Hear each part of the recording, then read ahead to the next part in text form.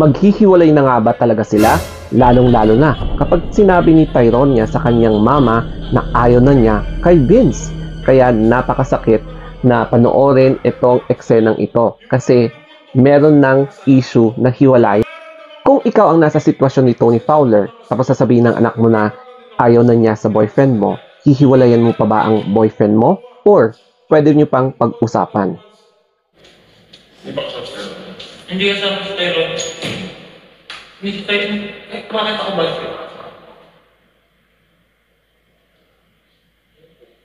Hindi mo alam? Hindi ako bad kay Tyrone niya. Sa'yo. Okay. Ayaw ko tapos usapin sa sasakyan. Ngayon ko lang. Sinundo si Tyrone niya. Dapat masaya yun. Pero sinira mo. Bakit? Kasi pinagagalitan mo. Ano sabi mo? Pikon ka na? Dahil hindi siya sumasagot ang tawag. Anong usapan natin, Bis? Ilang beses natin nag-iaway ito? Ako ang disciplinarian kay Tyrone niya. Ano ka, bata? Mabibikon ka sa bata? Bata ka rin? Pikon ka? Ilang beses tayo nag-usap na huwag mong gagawin yung anak ko? Ilang beses tayo nag-usap? Gusto mo rin tokin kita, hindi mo anak si Tyrone niya. Wala kang karapatan. Ilang taon kong pinaghirapan yan, kaya wala kang karapatan sabihin na pikon ka sa anak ko. Ginagawa mo yung responsibilidad, boss niya natin, sundo mo walang problema araw-araw. Gets ko yun. Pero sa pagalit, ilang beses na nag-usap, ako ang magagalit sa kanya. Ako ang may karapatan magsalita. Ayoko siyang magalit sa'yo. Lumalaki na yan, magiging teenager na yan. Gusto mo mangyari sa kanya, mami, ayoko yung boyfriend mo. Eh kung nasaan tayo, ayoko yung asawa mo, hihiwalayan kita. Gets mo? Di ba nag-play tayo ng good cup, bad cup kay Tyrone niya? Anong usapan natin? Maging panginawa ka sa kanya. Patience, di ba? Patience! Ilang beses nangyari to? Gets ko, kagalit-galit yung ginagawa, hindi sumasagot, nagkakabad sa video call, hayaan mo ko. O ayaw mo ako ma-stress, pero hindi mo dapat magkasyataan yung anak ko ng ganun. Kung gusto mo siyang pagsabihan, mahina ako, maayos.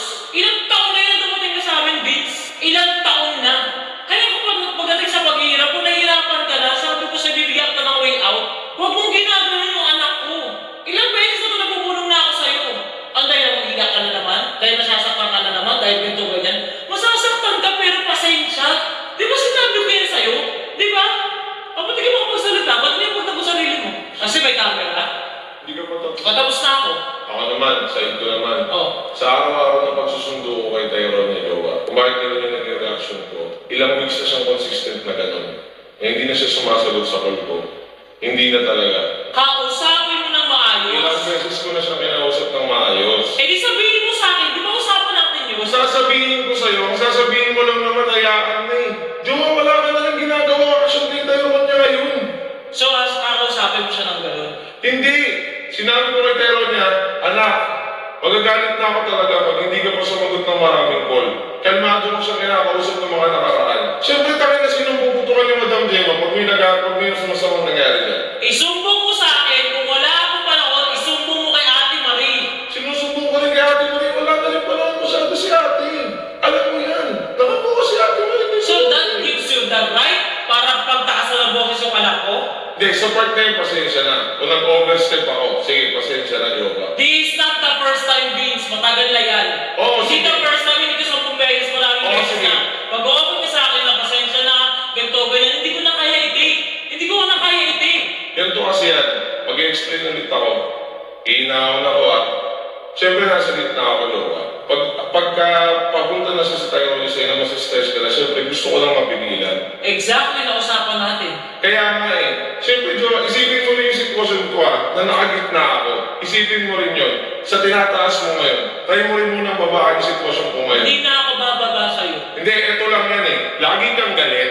Lagi kang nanunumbat ng mga bagay. Si Tyrone niya nabibigatan na sa ugali mo. Hindi mo na siya kinakausap. Exactly. So ngayon mo sabihin na wala akong ginagawa. Ano walang ginagawa? Hindi ko siya kinakausap kung nagagalit ako sa kanya. Hindi lang yun. Puta, silos na siya sa'yo kay Happy, kay birthday. Sa lahat ng mga bata. Then sabihin mo sa akin, Ilang beses ko nang sinabi sa'yo. ang bago pa rin yung pasensya mo. Still wala ka pa rin karapatan taasan siya ng boses at pag-act na parang ang bata na pikon ka rin sa kanya. Napikon lang ako sa ginawa niya. Bata ka mo para mapikon? Tatay ka! Tumatay yung tatay ka, Kasi di ba? yung nararamdaman ko pag may nangyari kay Eh, Tyrone di ba niya. bakit mo? Bakit ako may ipag-iwalay? Hindi naman ganun yun eh. Hindi ganun yun. Tangin na mahal ko si Tyrone niya kapag may nangyari dyan, yung nararamdaman ko, di puputok ako. Wala ka nang karapatan pumutok kay Tyrone niya. O di pasensya na. Sincere yan? Ganyan? Mataas tayo parehas eh. Ito lang yan, jowa. Diba? Magaling, magaling. O sabi ko may camera, di ba? Hindi ako sasagot. Utang ikaw lang ba may nararamdaman? Pero ako lang yung nanay. Ako lang yung magulang. O di, maybe, sige, ikaw yan. Ako lang. Ako lang. Okay. Okay. O nag-confess na ako, pasensya na. Hindi naman ako Binibigyan kita ng way mo para maging part ka ng pamilya namin ni Tyronia. Binigyan kita yan, wa. Ilang beses na kinausap. Huwag mong tataasan ang boses yung anak ko. Ilang beses sinabi sa'yo, baka bawa mo yung pasensya mo. Pinaranasan niya ngayon, ayoko maulit. Yun nga rin. Pag sinabi niya sa akin na ayaw niya sa'yo, hiwalayan kita sinasabi ko sa'yo. Alam ko, hiwalay mo ako. Ready naman ako anytime dun eh. Naiwala kita?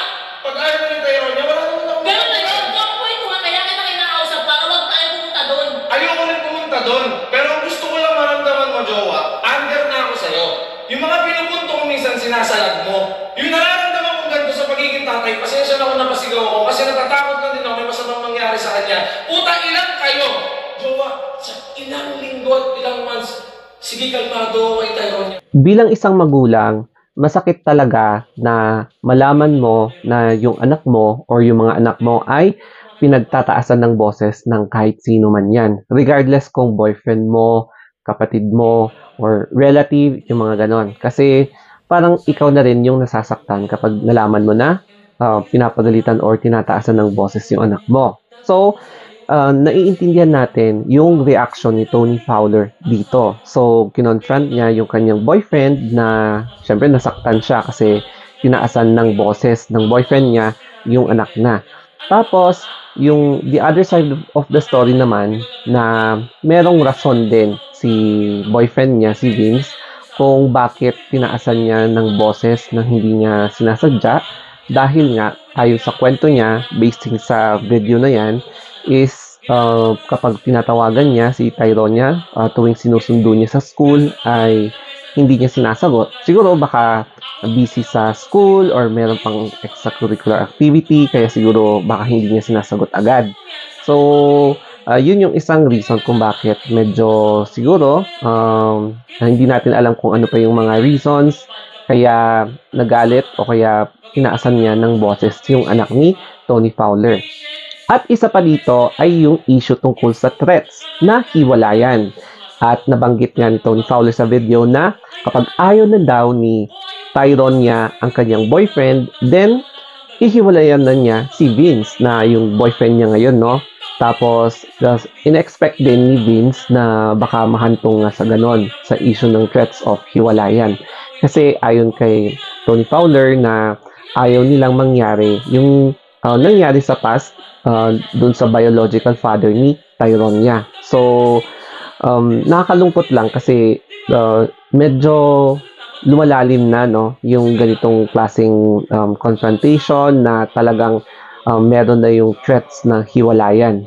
In my own interpretation, ito yung resulta talaga yung parang bugso ng emosyon, especially kapag meron kang nalaman bigla, meron kang natuklasan na hindi mo pinahupa yung emosyon mo, hindi ka pa nagpakalma bago mo i-confront yung persons involved. So, magkakaroon talaga ng confrontation.